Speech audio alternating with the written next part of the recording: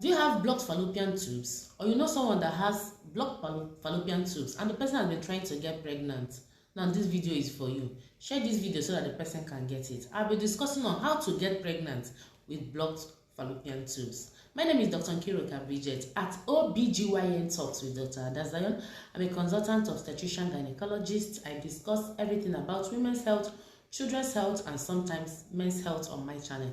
So today we'll be talking about how to get pregnant with blocked fallopian tubes. You're welcome to my page. Now, as a word of introduction, fallopian tubes are attached on the uterus. The uterus is the womb. Fallopian tubes, there are two on the uterus, on each side. It connects the uterus to the pelvis where the ovaries are. The ovaries are on the side of the pelvis. Look at the pictures above. These are the fallopian tubes. See? Each woman has two, that's a pair, attached to the sides of the uterus, both left and the right. Now, it picks egg. It has an end. The end is called fimbriae. This end picks an egg released by the ovary. This egg is fertilized on the ampulla, on the fallopian tube part, this place that you are seeing now. So when the egg is fertilized, they are transported back to the endometrium, that is the womb, inside the womb where the baby stays. So it gets implanted there as a baby, and the baby grows to 9 months. Now, if anything blocks the fallopian tube, it may be difficult for the person to get pregnant. And what are the things that can block the fallopian tubes? The first is infection.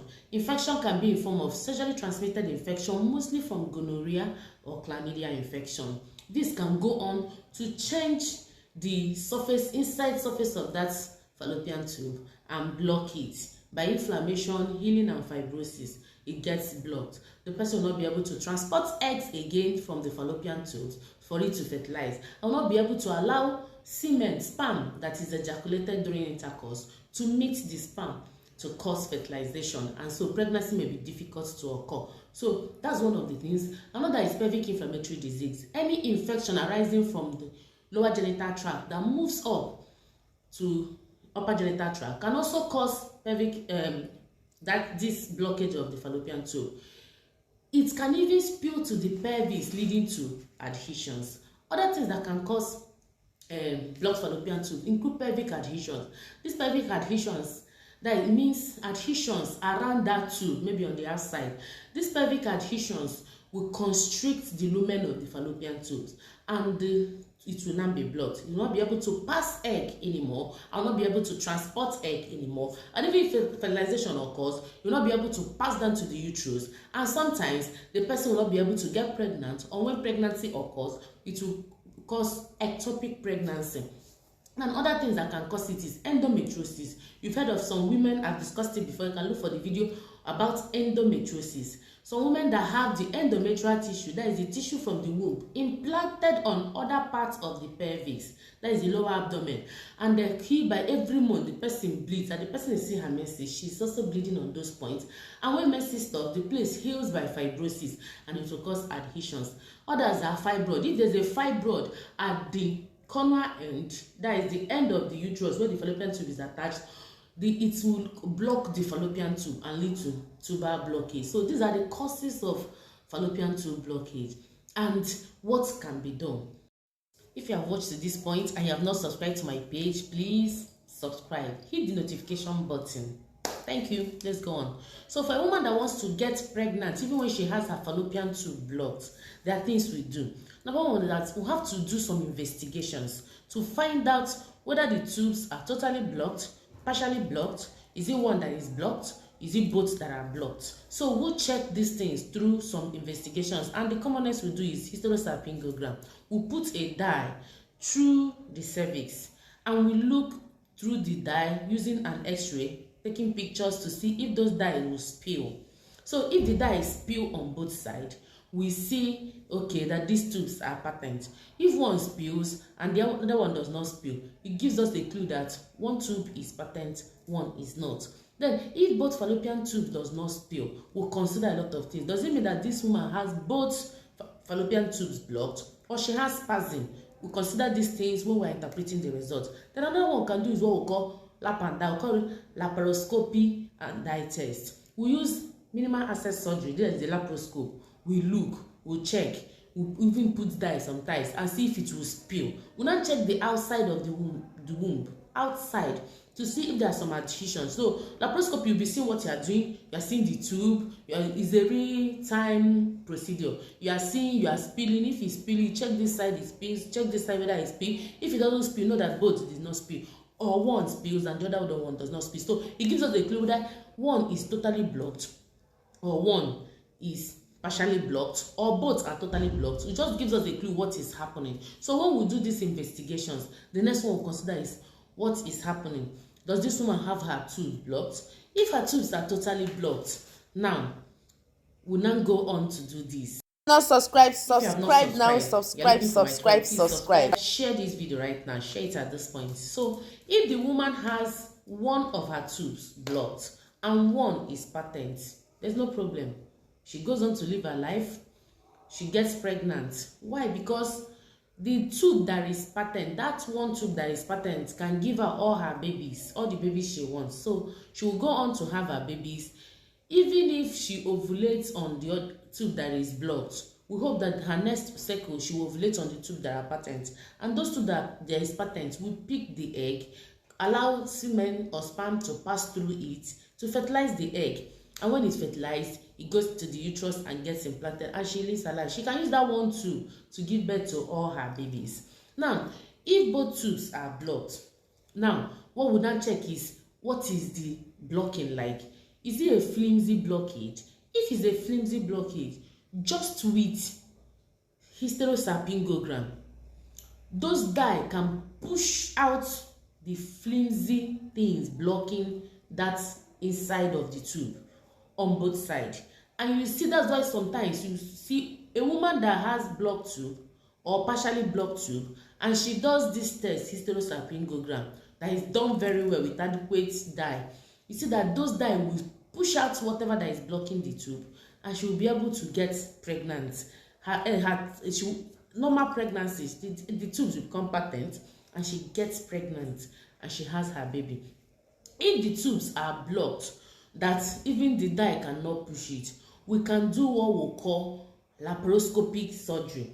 You can use laparoscopy to stop whatever that is causing that blockage. For example, if it's a pelvic adhesion, with laparoscopy, you can do adhesiolysis. What it means that you use just minimal access. You don't cut so much. Using the instrument, you look into the abdomen and see where the adhesions are. You cut them off, you remove them, burn them, and then leave the tubes alone. And the woman can go on to have her baby. So whatever it is that is blocking the tubes, especially if it's adhesion, it can be managed. Now, if it's some things like tumor, for example, there's a fibroid. The fibroid can block the end of the tube where the eggs come into and transported to the uterus for implantation or preventing sperm from migrating. So if there is fibroid blocking that, the woman can have her surgery. The fibroid is removed and she's monitored, she heals, and you see that the tubes are patent again, and she can go on to have her baby. These are how to get pregnant with blocked tube. Now, the next thing is that if it is blockade that you cannot really say what it is, you can go on to have either laparoscopic tuber surgery or open surgery to do the tube. We pick the tube when we are doing the surgery, we look into it and introduce gently what we call a probe. The probe will now tell us where the point of blockage is, whether it's close to the ovary or close to the uterus. So with the probe, you know where the thing is. You can even use the probe to push out whatever it is, if it's depending on what the surgeon is saying. So an open surgery for the tubes can be done. If it's on both sides, it can be done. If it's on one side, it can be done. Open tuber surgery, but it needs skills and fineness. It's not something everybody goes on to do. Now, if the woman has one tube or any part of those tubes that is not good, we can do what we call, we'll remove it, we'll cut it off and anastomose. If it's close to the uterus, it's better. You can just remove that part that is cut, anastomose the other one, and give the person time. However, these are associated with some risk. It can go on that it becomes blocked again, or it can lead to ectopic pregnancy, because you know that tube where the baby passes through for implantation is fine. It doesn't need any stuff that will cause it to not be smooth. So if a baby has been fertilized and is about to pass through that place, it may get implanted at that part of the tube and lead to ectopic pregnancy. However, not in all. So these are methods to cause someone that has blocked tubes to get pregnant. Now the last is, if both tubes are blocked and you have done all the things you should do for this woman to get pregnant and she's not getting pregnant, you can advise the person to have in vitro fertilization. In vitro fertilization is an assisted reproductive technology. We get the eggs of the woman, get her husband's sperm, fertilize the egg outside, and we now put them back into the uterus, and she carries her baby. She can use this several times to get all the pregnancies and all the children she wants.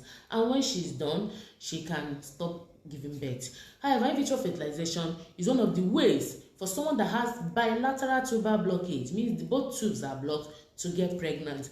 Another method for the person that has bilateral tubal blockage to get pregnant is through surrogacy. Surrogacy is that we can pick the woman's egg, pick her husband's sperm, and get them implanted in another woman, especially when the uterus are not good, not just the tubes, but the uterus has issue. Another woman can carry her baby for her, and when it's time for delivery, she hands them over. However, these are done using legal means. It's not something you just arrange. So surrogacy. Then another method for a woman that has blocked tube to get pregnant is through adoption. Want to get babies? Adopt a child if yours is not working. So these are methods for someone that has blocked fallopian tubes to get pregnant. We'll be stopping here for today. If you have any question, any comments, drop it on the comment chat. Please share this video, subscribe, like, and follow me on other platforms. See you next time. My name is Dr. Nkiruka Bridget at OBGYN Talks with Dr. Adazion. I'm a consultant obstetrician gynecologist. I'm on Facebook with the name OBGYN Talks with Dr. Adazion, TikTok, Instagram with the same name. Subscribe to my YouTube page. I'm Dr. Nkiruka Bridget at OBGYN Talks with Dr. Adazion. See you next time for another enriching, beautiful video. Thank you.